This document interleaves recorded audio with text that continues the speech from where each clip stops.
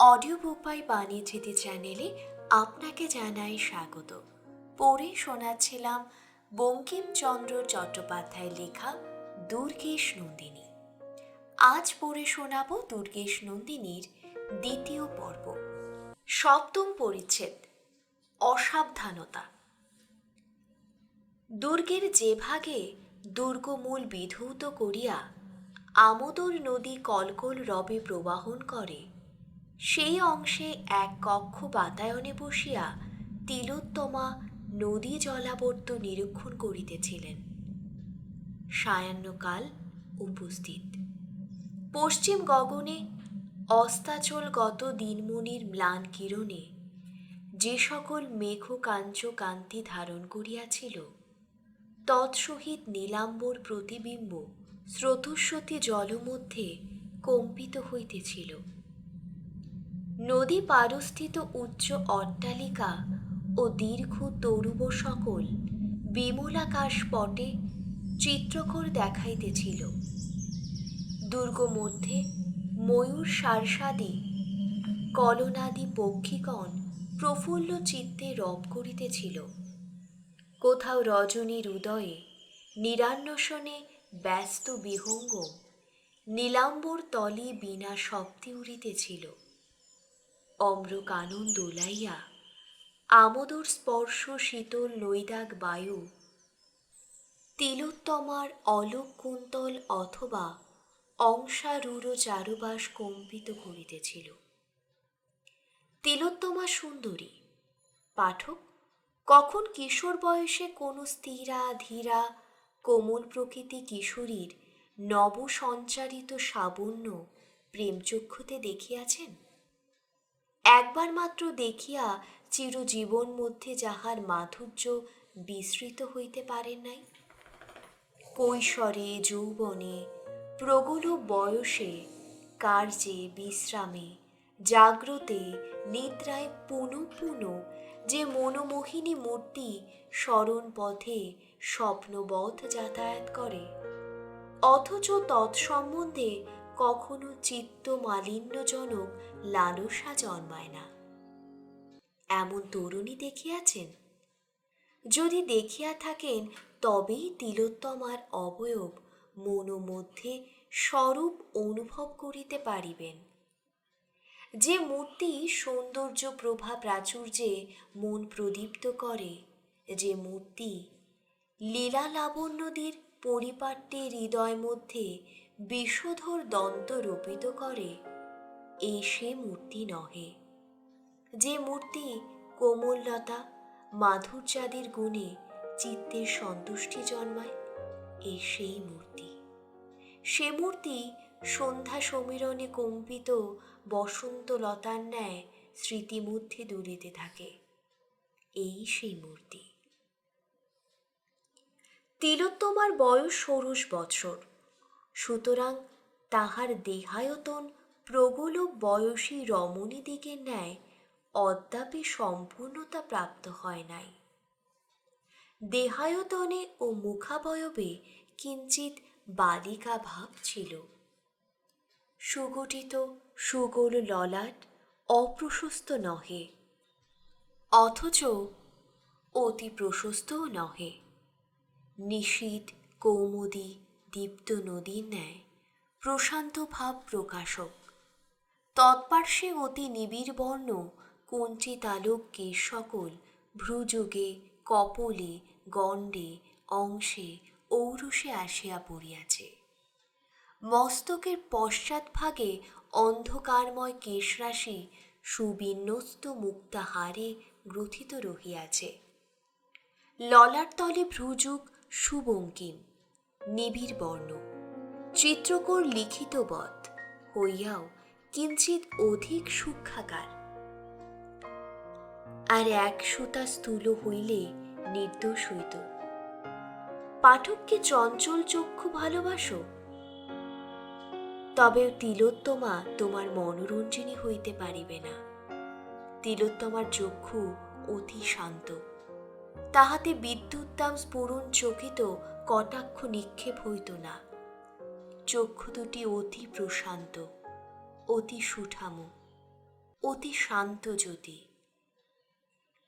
আর চক্ষুর বর্ণ উষাকালে সূর্যোদয়ের কিঞ্চিত পূর্বে চন্দ্রাস্তের সময় আকাশের যে কোমল নীলবর্ণ প্রকাশ পায়, সেইরূপ সেই প্রশস্ত পরিষ্কার চক্ষে যখন তিলোত্তমা দৃষ্টি করিতেন, তখন তাহাতে কিছুমাত্র কুটিলতা থাকিত না।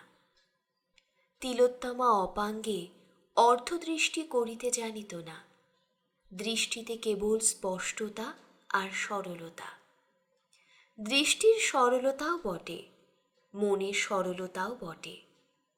তবে যদি তাহার পানে কেহ চাহিয়া দেখিত, তবে তৎক্ষণাৎ কোমল পল্লব দুখানি পড়িয়া যাইত। তিলোত্তমা তখন ধরাতল ভিন্ন অন্যত্র দৃষ্টি করিতেন না। ওষ্ঠদোর দুখানি গোলাপি, রসে টলমল করিত। ছোট ছোট, একটু ঘুরানো, একটু ফুলানো, একটু হাসি হাসি। সে ওষ্ঠাধরে যদি একবার হাসি দেখিতে, তবে যোগী হও, মুনি হও, যুবা হও, বৃদ্ধ হও, আর ভুলিতে পারিতে না। অথচ সে হাসিতে সরলতা ও বালিকা ভাব ব্যতীত আর কিছুই ছিল না। তিলোত্তমার শরীর সুগঠন হইয়াও পূর্ণায়ত ছিল না। বয়সের নবীনতা, প্রযুক্তি হোক বা শরীরের স্বাভাবিক গঠনের জন্যই হোক, এই সুন্দর দেহে ক্ষীণতা ব্যতীত স্থূলতা গুণ ছিল না। অথচ তন্বীর শরীর মধ্যে সকল স্থানই সুগোল এবং সুললিত। সুগোল প্রকোষ্ঠে রত্নবলয়, সুগোল বাহুতে হীরক মণ্ডিত ভার, সুগোল অঙ্গুলিতে অঙ্গুরীয়, সুগোল উরুতে মেখলা, সুগঠন অংশ পরে স্বর্ণহার, সুগঠন কণ্ঠে রত্নকণ্ঠী। সর্বত্রের গঠন সুন্দর। তিলোত্তমা একাকিনী কক্ষ বাতায়নে বসিয়া কি করিতেছেন? সায়ন্য গগনের শোভা নিরীক্ষণ করিতেছেন। তাহা হইলে ভূতলে চক্ষু কেন? নদী তীরজ কুসুম সুবাসিত বায়ু সেবন করিতেছেন। তাহা হইলে ললাটে বিন্দু বিন্দু ঘর্ম হইবে কেন? মুখের এক পার্শ্ব ব্যতীত তো বায়ু লাগিতেছে না। গোচরণ দেখিতেছেন? তাও নয়। গাভী সকল তো ক্রমে ক্রমে গৃহে আসিল। কোকিল রব শুনিতেছেন? তবে মুখ এত ম্লান কেন? তিলোত্তমা কিছুই দেখিতেছেন না, শুনিতেছেন না, চিন্তা করিতেছেন। দাসীতে প্রদীপ জ্বালিয়া আনিল। তিলোত্তমা চিন্তা ত্যাগ করিয়া একখানা পুস্তক লইয়া প্রদীপের কাছে বসিলেন। তিলোত্তমা পড়িতে জানিতেন। অভিরাম স্বামীর নিকট সংস্কৃত পড়িতে শিখিয়াছিলেন। পুস্তকখানি কাদম্বরী কিয়ৎক্ষণ পড়িয়া বিরক্তি প্রকাশ করিয়া কাদম্বরী পরিত্যাগ করিলেন, আর একখানা পুস্তক আনিলেন। সুবন্ধুকৃত বাসব দত্তা। কখন পড়েন, কখনো ভাবেন, আবার পড়েন, আবার অন্য মনে ভাবেন। বাসব দত্তাও ভালো লাগিল না। তাহা ত্যাগ করিয়া গীতগোবিন্দ পড়িতে লাগিলেন।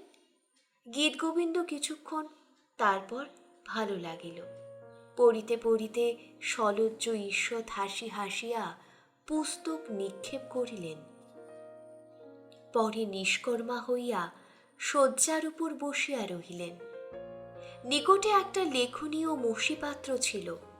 অন্য মনে তাহা লইয়া পালঙ্কের কাছে ক, স, ম, ঘর, দ্বার, গাছ, মানুষ ইত্যাদি লিখিতে লাগিলেন। ক্রমে ক্রমে খাটের এক বাজু কালির চিহ্নে পরিপূর্ণ হইল। যখন আর স্থান নাই, তখন সে বিষয়ে চিন্তা হইল। নিজ কার্য দেখিয়া ঈষৎ হাস্য করিলেন। আবার কি লিখিয়াছেন তাহা হাসিতে হাসিতে পড়িতে লাগিলেন। কি লিখিয়াছেন? বাসব দত্তা, মহাশ্বেতা, ক, ই, ই, প। একটা বৃক্ষ, সেজুতির শিব, গীত গোবিন্দ, বিমলা, লতা পাতা, হিজি বিজি, গড়, সর্বনাশ, আর কি লিখিয়াছে? কুমার, জগৎ সিংহ। লজ্জায় তিলোত্তমার মুখ রক্তবর্ণ হইল। নির্বুদ্ধি, ঘরে কে আছে যে লজ্জা? কুমার, জগৎ সিংহ। তিলোত্তমা 2 বার 3 বার বহুবার পাঠ করিলেন। দ্বারের দিকে চাহেন আর পাঠ করেন, পুনর্বার চাহেন আর পাঠ করেন, যেন চোর চুরি করিতেছে। বড় অধিকক্ষণ পাঠ করিতে সাহস হইল না। কেহ আসিয়া দেখিতে পাইবে। অতি ব্যস্তে জল আনিয়া লিপি ধৌত করিলেন। ধৌত করিয়া মনোপুত হইল না। বস্ত্র দিয়া উত্তম করিয়া মুছিলেন, আবার পড়িয়া দেখিলেন কালির চিহ্ন মাত্র নাই। তথাপি বোধ হইল যেন এখনো পরা যায়। আবার জল আনিয়া ধুইলেন, আবার বস্ত্র দিয়া মুছিলেন। তথাপি বোধ হইতে লাগিল যেন লেখা রইয়াছে, কুমার, জগৎ সিংহ। অষ্টম পরিচ্ছেদ। বিমলার মন্ত্রণা। বিমলা অভিরাম স্বামীর কুটির মধ্যে দণ্ডায়মান আছেন। অভিরাম স্বামী ভূমির উপর যোগাসনে বসিয়া আছেন। জগৎ সিংহের সহিত যে প্রকারে বিমলা ও তিলোত্তমার সাক্ষাৎ হইয়াছিল, বিমলা তাহা আদ্যপান্ত অভিরাম স্বামীর নিকট বর্ণন করিতেছিলেন। বর্ণন সমাপ্ত করিয়া কহিলেন, আজ চতুর্দশ দিবস, কাল পক্ষ পূর্ণ হইবে। অভিরাম স্বামী কহিলেন, এক্ষণে কি স্থির করিয়াছ? বিমলা উত্তর করিলেন, উচিত পরামর্শ জন্যই আপনার কাছে আসিয়াছি। স্বামী কহিলেন, উত্তম, আমার পরামর্শ এই যে এই বিষয়ে আর মনে স্থান দিও না। বিমলা অতি বিষণ্ণ মনে নীরব হইয়া রহিলেন। অভিরাম স্বামী জিজ্ঞাসা করিলেন, বিষণ্ণ হইলে কেন? বিমলা কহিলেন, তিলোত্তমার কি উপায় হইবে? অভিরাম স্বামী সবিষয়ে জিজ্ঞাসা করিলেন, কেন, তিলোত্তমার মনে কি অনুরাগ সঞ্চার হইয়াছে? বিমলা কিয়ৎকাল নীরবে থাকিয়া কহিলেন, আপনাকে কত কহিব, আমি আজ 14 দিন অহোরাত্র তিলোত্তমার ভাবগতিক বিলক্ষণ করিয়া দেখিতেছি। আমার মনে এমন বোধ হইতেছে যে তিলোত্তমা মনোমধ্যে অতি প্রগাঢ় অনুরাগের সঞ্চার হইয়াছে। পরমহংস ঈষৎ হাস্য করিয়া কহিলেন, তোমরা স্ত্রীলোক, মনোমধ্যে অনুরাগের লক্ষণ দেখিলেই গাঢ় অনুরাগ বিবেচনা করো। বিমলে, তিলোত্তমার মনের সুখের জন্য চিন্তিত হইও না। বালিকা স্বভাববশেই প্রথম দর্শনে মনোচঞ্চল হইয়াছে। এ বিষয়ে কোনো কথাবার্তা উত্থাপন না করিলেই শীঘ্র জগৎ সিংহকে বিস্তৃত হইবে। বিমলা কহিল, না না প্রভু, সে লক্ষণ নয়। পক্ষমধ্যে তিলোত্তমার স্বভাব পরিবর্তন হইয়াছে। তিলোত্তমা আমার সঙ্গে বয়সদিগের সঙ্গে সেইরূপ দিবারাত্র হাসিয়া কথা কহে না। তিলোত্তমা আর প্রায় কথাই কহে না। তিলোত্তমার পুস্তক সকল পালঙ্কের নিচে পড়িয়া বুঝিতেছে। তিলোত্তমার ফুলগাছ সকল জলাভাবে শুষ্ক হইল। তিলোত্তমার পাখিগুলো আর সে যত্নে নাই। তিলোত্তমা নিজে আহার করে না, রাত্রে নিদ্রা যায় না। তিলোত্তমার বেশভূষা করে না, তিলোত্তমা কখনো চিন্তা করে না। এক্ষণে দিবা নিশি অন্য মনে থাকে। তিলোত্তমার মুখে কালিমা পড়িয়াছে। অভিরাম স্বামী শুনিয়া নিস্তব্ধ রহিলেন। ক্ষণেক পরে কহিলেন, আমার বোধ ছিল যে দর্শন মাত্র গাঢ় অনুরাগ জন্মিতে পারে না, তবে স্ত্রী চরিত্র, বিশেষত বালিকা চরিত্র, ঈশ্বর জানেন। কিন্তু কি করিবে, বীরেন্দ্র এ সম্বন্ধে সম্মত হইবে না। বিমলা কহিল, আমি সেই আশঙ্কায় এ পর্যন্ত ইহার কোনো উত্তর করি নাই। মন্দির মধ্যেও জগৎ সিংহকে পরিচয় দেই নাই। কিন্তু এক্ষণে যদি সিংহ মহাশয়। এই কথা বলিতে বিমলার মুখের কিঞ্চিৎ ভাবান্তর হইল। এক্ষণে যদি সিংহ মহাশয় মানসিংহের সহিত মিত্রতা করিলেন, তবে জগৎ সিংহকে জামাতা করিতে হানি কি? অভিরাম, মানসিংহই বা সম্মত হইবে কেন? বিমলা, না হয় যুবরাজ স্বাধীন। অভিরাম, জগৎ সিংহই বা বীরেন্দ্র সিংহের কন্যাকে বিবাহ করিবে কেন? বিমলা, জাতি কুলের দোষ কোনো পক্ষেই নাই। জয়ধর সিংহের পূর্বপুরুষরাও যদুবংশীয়। অভিরাম, যদুবংশীয় কন্যা মুসলমানের শ্যালক পুত্রের বধূ হইবে? বিমলা উদাসীনের প্রতি স্থির দৃষ্টি করিয়া কহিল, না হইবাই বা কেন? যদুবংশের কোন কুল ঘৃণ্য? এই কথা বলিবা মাত্র ক্রোধে পরমহংসের চক্ষু হইতে অগ্নি স্ফুরিত হইতে লাগিল। কঠোর স্বরে কহিলেন, পাপীয়সী, নিজ হতভাগ্য বিস্তৃত হও নাই, দূর হও। নবম পরিচ্ছেদ, কুলতিলক। জগৎ সিংহ পিতৃচরণ হইতে সসৈন্যে বিদায় হইয়া যে যে কার্য করিলেন, তাহাতে পাঠান সৈন্য মধ্যে মহাভীতি প্রচার হইল। কুমার প্রতিজ্ঞা করিয়াছিলেন, ৫০০০০ সেনা লইয়া তিনি কোতলুখার ৫০,০০০কে সুবর্ণরেখা পার করিয়া দেবেন। যদিও এ পর্যন্ত ততদূর কৃতকার্য হইবার সম্ভাবনা দেখাইতে পারেন নাই, তথাপি তিনি শিবির হইতে আসিয়া ২ সপ্তাহে যে পর্যন্ত যুদ্ধপতিত্ব গুণের পরিচয় দিয়াছিলেন, তাহা শ্রবণ করিয়া মানসিংহ কহিয়াছিলেন, বুঝি আমার কুমার হইতে রাজপুত নামের পূর্ব গৌরব পুনরুদ্দীপ্ত হইবে। জগৎ সিংহ উত্তমরূপে জানিতেন, ৫০০০০ সেনা লইয়া ৫০,০০০কে সম্মুখ সংগ্রামে বিমুখ করা কোনো রূপেই সম্ভব নহে, বরং পরাজয় বা মৃত্যুই নিশ্চয়।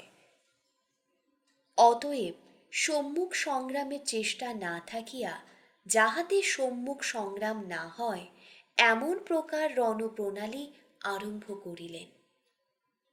তিনি নিজে সামান্য সংখ্যক সেনা সর্বদা অতি গোপনে লুক্কায়িত রাখিতেন। নিবিড় বনমধ্যে বা ওই প্রদেশে সমুদ্র তরঙ্গবৎ, কোথাও নিম্ন কোথাও উচ্চ, যে সকল ভূমি আছে, তন্মধ্যে এমন স্থানে শিবির করিতেন যে পার্শ্ববর্তী উচ্চ ভূমিখণ্ড সকলের অন্তরালে। অতি নিকট হইতেও কেহ তাহার সেনা দেখিতে পাইত না। এইরূপ গোপনভাবে থাকিয়া যখন কোথাও স্বল্প সংখ্যক পাঠান সেনার সন্ধান পাইতেন, তরঙ্গ প্রপাতবৎ বেগে তদুপরি সসৈন্যে পতিত হইয়া যাহা একেবারে নিঃশেষ করিতেন, তাহার বহু সংখ্যক চর ছিল। তাহারা ফল মূল, মৎস্যাদি বিক্রেতা বা ভিক্ষুক, উদাসীন, ব্রাহ্মণ, বৈদ্যাদির বেশে নানা স্থানে ভ্রমণ করিয়া পাঠান সেনার গতিবিধির সন্ধান আনিয়া দিত। জগৎ সিংহ সংবাদ পাইবা মাত্র অতি সাবধানে অথচ দ্রুতগতি এমন স্থানে গিয়া সৈন্য সংস্থাপন করিতেন যে যেন আগন্তুক পাঠান সেনার উপরে সকৌশলে এবং অপূর্ব দৃষ্ট হইয়া আক্রমণ করিতে পারেন। যদি পাঠান সেনা অধিক সংখ্যক হইত, তবে জগৎ সিংহ তাহাদিগকে আক্রমণ করার কোনো স্পষ্ট উদ্যম করিতেন না, কেননা তিনি জানিতেন তাহার বর্তমান অবস্থায় এক যুদ্ধে পরাজয় হইলে সকল নষ্ট হইবে। তখন কেবল পাঠান সেনা চলিয়া গেলে সাবধানে তাহার পশ্চাৎ পশ্চাৎ গিয়া তাহাদিগের আহারীয় দ্রব্য, অশ্ব, কামান ইত্যাদি অপহরণ করিয়া লইয়া চলিয়া আসিতেন। আর যদি পাঠান সেনা প্রবল না হইয়া অল্প সংখ্যক হইত, তবে যতক্ষণে সেনা নিজ মনমতো স্থান পর্যন্ত না আসিত, সে পর্যন্ত স্থির হইয়া গোপনীয় স্থানে থাকিতেন। পরে সময় বুঝিয়া ক্ষুধিত ব্যাঘ্রের ন্যায় চিৎকার শব্দে ধাবমান হইয়া হতভাগ্য পাঠান দিগকে খণ্ড খণ্ড করিয়া ফেলিতেন। সে অবস্থায় পাঠানেরা শত্রুর নিকট স্থিতি অবগত থাকিত না, সুতরাং রণজন্য প্রস্তুত থাকিত না। অকস্মাৎ শত্রু প্রবাহ মুখে পতিত হইয়া প্রায় বিনা যুদ্ধেই প্রাণ হারাইত।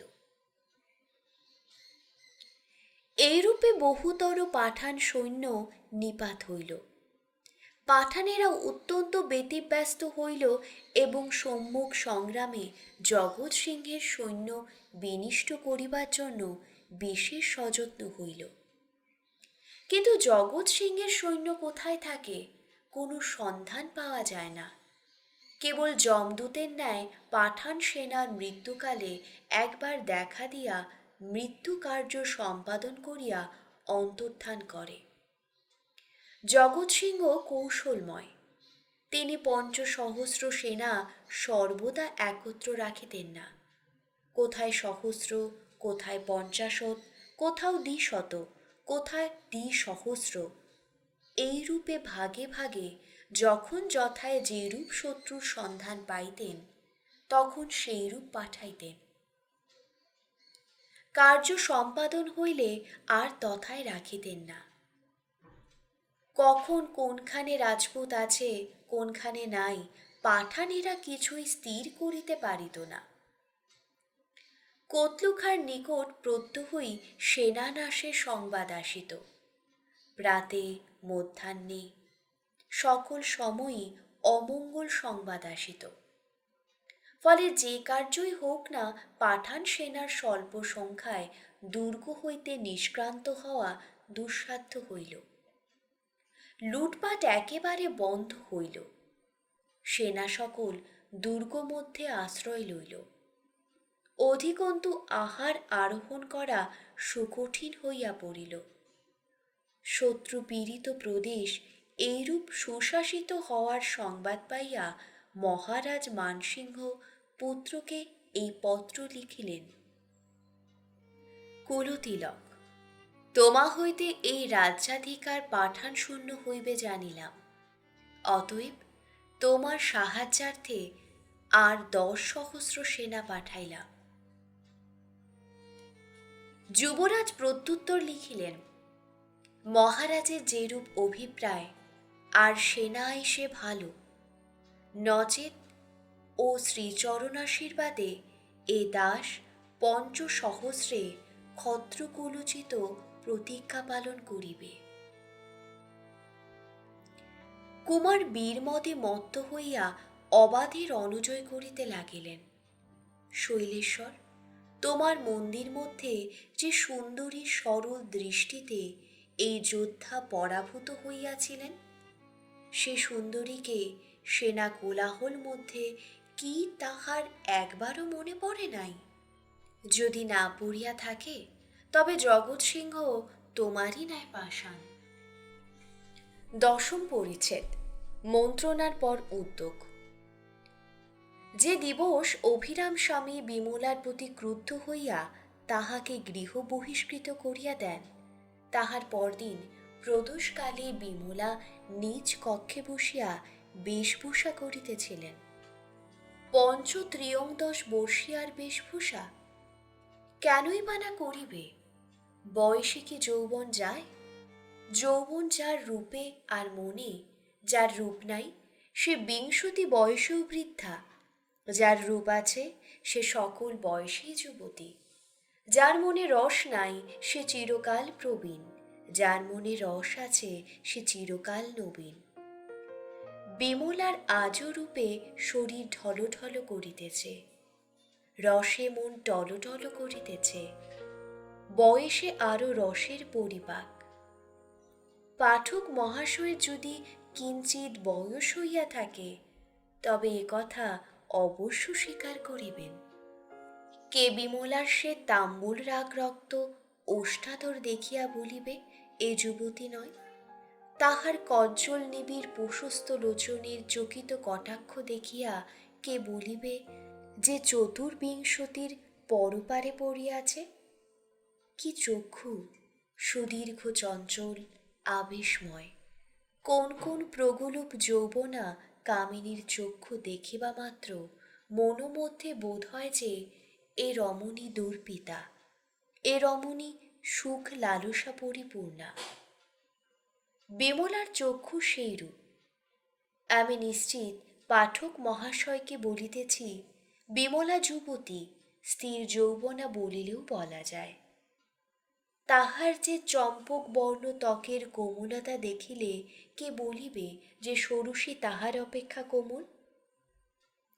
যে একটি অতি ক্ষুদ্র গুচ্ছ অলোক কেশ কুঞ্চিত হইয়া কর্ণমূল হইতে অসাবধানে কপোল দেশে পড়িয়াছে, কে দেখিয়া বলিবে যে যুবতী কপোলে যুবতীর কেশ পড়ে নাই? পাঠক, মনশ্চক্ষু উন্মীলন করো। যেখানে বসিয়া দর্পণ সম্মুখে বিমলা কেশবিন্যাস করিতেছে তাহা দেখো। বিপুল কেশগুচ্ছ বাম করে লইয়া সম্মুখে রাখিয়া যে প্রকারে তাহাতে চিরুনি দিতেছে দেখো। নিজ যৌবন ভাব দেখিয়া টিপি টিপি যে হাসিতেছে তাহা দেখো। মধ্যে মধ্যে বিনা নিন্দিত মধুর স্বরে যে মৃদু মৃদু সঙ্গীত করিতেছে তাহা শ্রবণ করো। দেখিয়া শুনিয়া বলো, বিমলা অপেক্ষা কোন নবীনা তোমার মনোমোহিনী?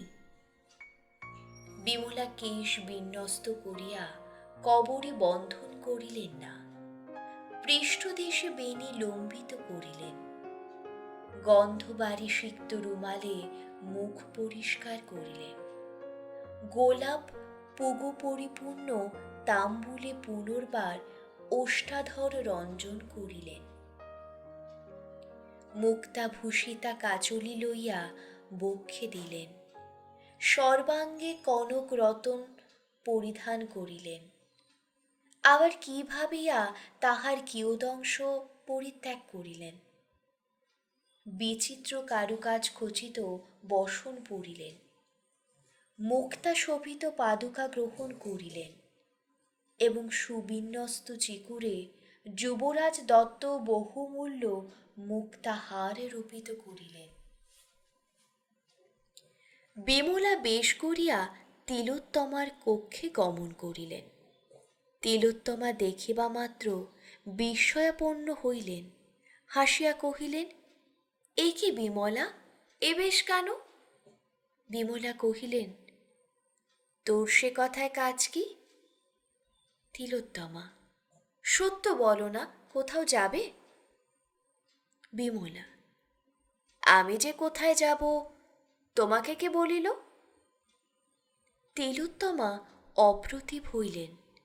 বিমলা তাহার লজ্জা দেখিয়া সকরুণ ঈষৎ হাসিয়া কহিলেন, আমি অনেক দূর যাব।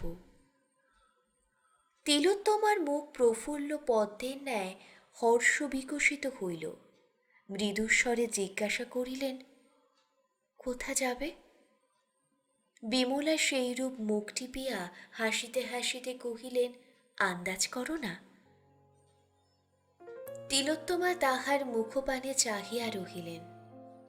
বিমলা তখন তাহার হস্ত ধারণ করিয়া, শুনো দেখি বলিয়া গবাক্ষের নিকট লইয়া গেলেন। তথায় কানে কানে কহিলেন, আমি শৈলেশ্বর মন্দির যাব, তথায় কোনো রাজপুত্রের সহিত সাক্ষাৎ হইবে। তিলোত্তমার শরীর রোমাঞ্চিত হইল, কিছুই উত্তর করিলেন না।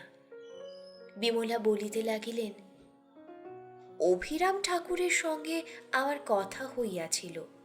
ঠাকুরের বিবেচনায় জগৎ সিংহের সহিত তোমার বিবাহ হইতে পারে না।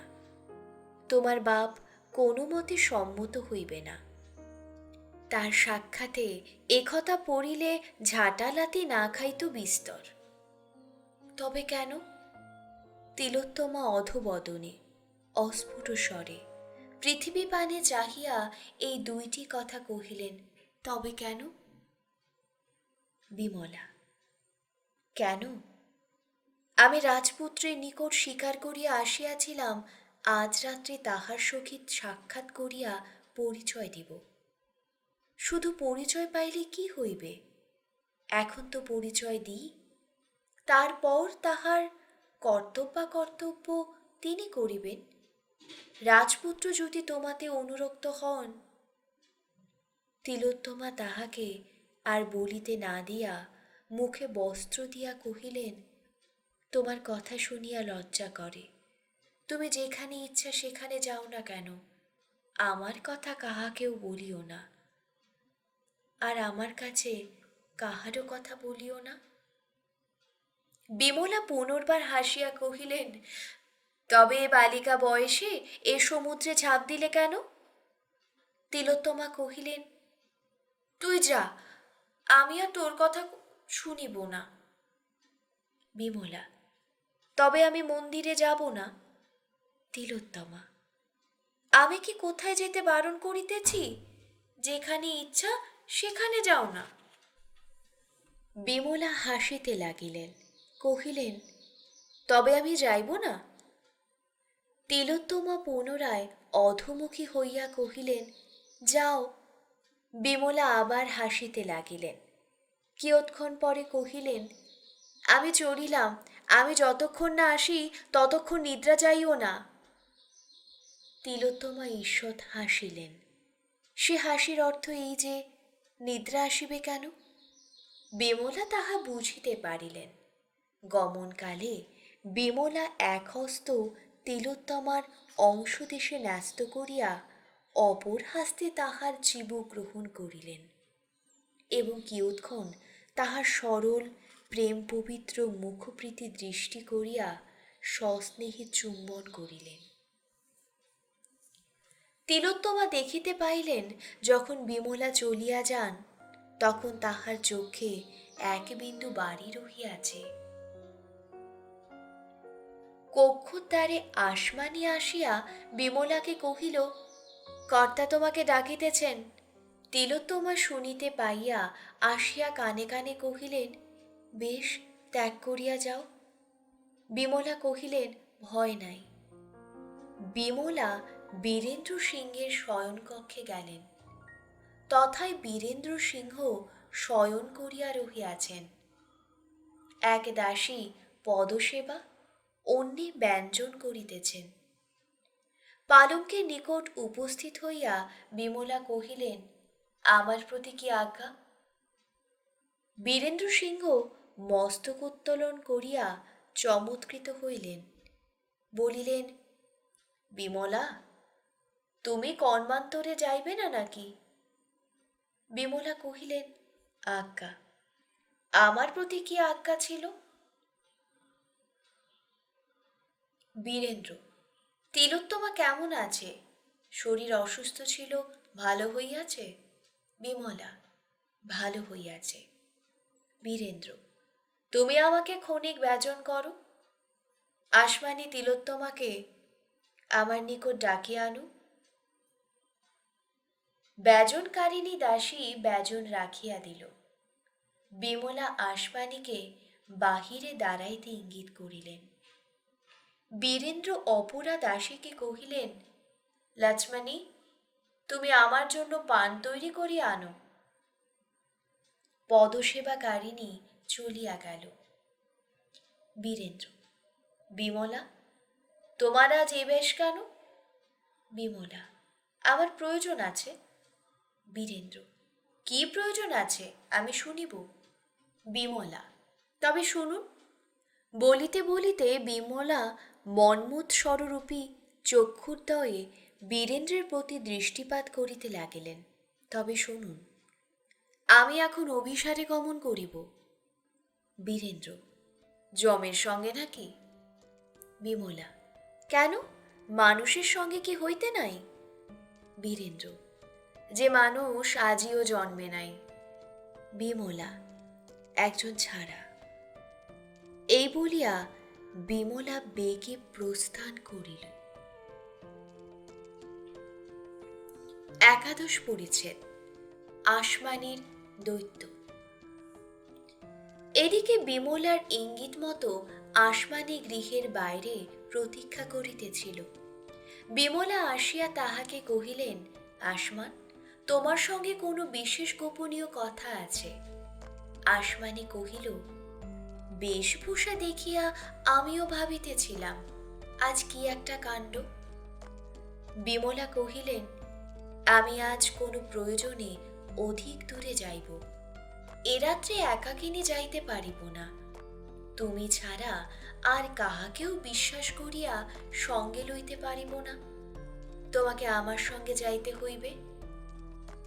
আসমানি জিজ্ঞাসা করিল, কোথা যাবে?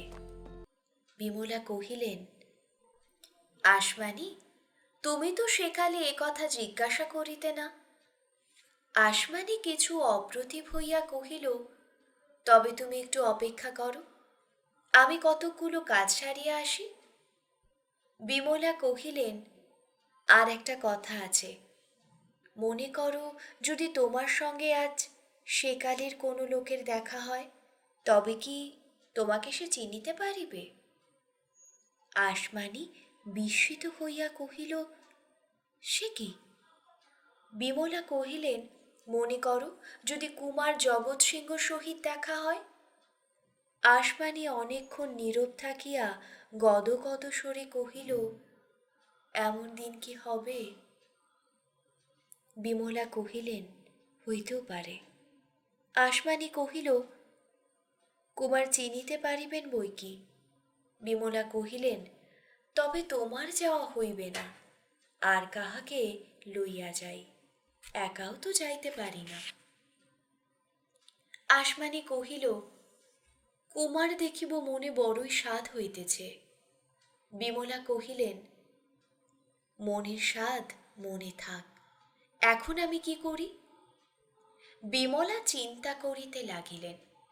আসমানি অকস্মাৎ মুখে কাপড় দিয়া হাসিতে লাগিল। বিমলা কহিলেন, মর, আপনা আপনি হেসে মরিস কেন? আসমানি কহিল, মনে মনে ভাবিতেছিলাম, বলি আমার সোনার দিগ্গজকে তোমার সঙ্গে পাঠাইলে কি হয়? বিমলা হাসিয়া উল্লাসে কহিলেন, সে কথাই ভালো, রসিক রাজকেই সঙ্গে লইব। আসমানি বিস্মিত হইয়া কহিল, সে কি, আমি যে তামাশা করিতেছিলাম।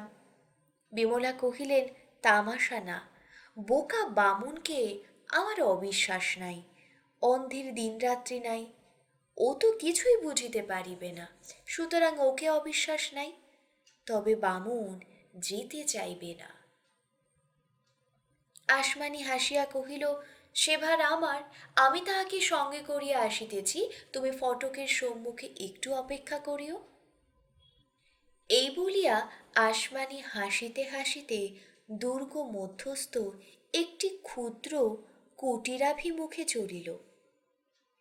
অভিরাম স্বামীর শিষ্য গজপতি বিদ্যাদিগ্গজ ইতিপূর্বেই পাঠক মহাশয়ের নিকট একবার পরিচিত হইয়াছেন, যে হেতুতে বিমলা তাহার রসিকরাজ নাম রাখিয়াছিল, তাহাও পাঠক মহাশয় অবগত আছেন।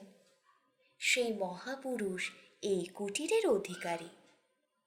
দিগ্গজ মহাশয় দৈর্ঘ্যে প্রায় 5.5 হাত হইবেন, প্রস্থে বড়জোর 8 হাত 3 আঙুল, পাদুখানি কাকল হইতে মাটি পর্যন্ত মাপিলে 14 পোয়া 4 হাত হইবে, প্রস্থে রলা কাঠের পরিমাণ। বর্ণ দোয়াতের কালি, বোধ হয় অগ্নি কাষ্ঠভ্রমে পাদুখানি ভক্ষণ করিতে বসিয়াছিলেন, কিছুমাত্র রস না পাইয়া অর্ধেক অঙ্গার করিয়া ফেলিয়া দিয়াছেন। দিগ্গজ মহাশয় অধিক দৈর্ঘ্যবশত একটু কুঁজো, অবয়বের মধ্যে নাসিকা প্রবল, শরীরের মাংসাভাব সেইখানে সংশোধন হইয়াছে। মাথাটি বেহারা কামান, চুলগুলো যাহা আছে তাহা ছোট ছোট, আবার হাত দিলে সূচ ফোটে, আর্ক ফলার ঘটাটা জাকালো রকম। গজপতি বিদ্যাদিগ্গজ উপাধি সাত করিয়া পান নাই, বুদ্ধিখানা অতি তীক্ষ্ণ। বাল্যকালে চতুষ্পাঠীতে ব্যাকরণ আরম্ভ করিয়াছিলেন। 7.5 মাসে সহর্ণিক সূত্রটি ব্যাখ্যাশুদ্ধ মুখস্থ হয়। ভট্টাচার্য মহাশয়ের অনুগ্রহে আর 10 জনের গোলে হরিবোল 15 বৎসর পাঠ করিয়া শব্দকাণ্ড শেষ করিলেন। পরে অন্য কাণ্ড আরম্ভ করিবার পূর্বে অধ্যাপক ভাবিলেন, দেখি দেখি কাণ্ডখানায় কি। শিষ্যকে জিজ্ঞাসা করিলেন, বলো দেখি বাবু, রাম শব্দের উপর ওম করিলে কি হয়? ছাত্র অনেক ভাবিয়া উত্তর করিলেন, রামকান্ত। অধ্যাপক কহিলেন, বাপু, তোমার বিদ্যা হইয়াছে, তুমি এক্ষণে গৃহে যাও, তোমার এখানকার পাঠ সাঙ্গ হইয়াছে। আমার আর বিদ্যা নাই যে তোমাকে দান করিব। গজপতি অতি সাহংকার চিত্ত হইয়া কহিলেন, আমার এক নিবেদন, আমার উপাধি। অধ্যাপক কহিলেন, বাপু, তুমি যে বিদ্যা উপার্জন করিয়াছ, তোমার নতুন উপাধি আবশ্যক, তুমি বিদ্যাদিগ্গজ উপাধি গ্রহণ করো। দিগ্গজ? হৃষ্টচিত্তে গুরুপদে প্রণাম করিয়া গৃহে চলিলেন। গৃহে আসিয়া দিগ্গজ পণ্ডিত মনে মনে ভাবিলেন, ব্যাকরণাদিতে কৃতবিত্ত হইলাম, এক্ষণে কিঞ্চিৎ স্মৃতিপাঠ করা আবশ্যক। শুনিয়াছি অভিরাম স্বামী বড় পণ্ডিত, তিনি ব্যতীত আমাকে শিক্ষা দেয় এমন লোক আর নাই। অতএব তাহার নিকটে গিয়া কিছু স্মৃতি শিক্ষা করা উচিত। এই স্থির করিয়া দিগ্গজ দুর্গ মধ্যে অধিষ্ঠান করিলেন। অভিরাম স্বামী অনেককে শিক্ষা দিতেন, কাহারও প্রতি বিরক্ত ছিল না। দিগ্গজ কিছু শিখুক বা নাই শিখুক, অভিরাম স্বামী তাহাকে পাঠ দিতেন। গজপতি ঠাকুর কেবল বৈয়াকরণ আর স্মার্ত নহেন, একটু অলংকারিক, একটু একটু রসিক, ঘৃতভাণ্ড তাহার পরিচয়ের স্থল। তাহার রসিকতার আড়ম্বরটা কিন্তু আসমানির প্রতি গুরুতর হইত। তাহার কিছু গুরু তাৎপর্যও ছিল। গজপতি মনে করিতেন, আমার তুল্য ব্যক্তির ভারতে কেবল লীলা করিতে আসে।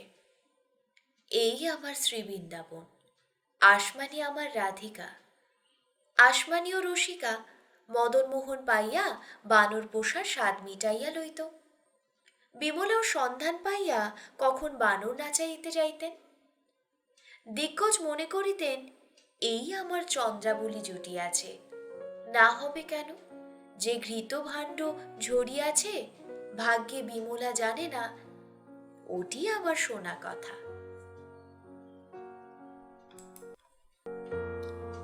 আপনারা শুনছিলেন বঙ্কিমচন্দ্র চট্টোপাধ্যায়ের লেখা দুর্গেশ নন্দিনীর 2য় পর্ব।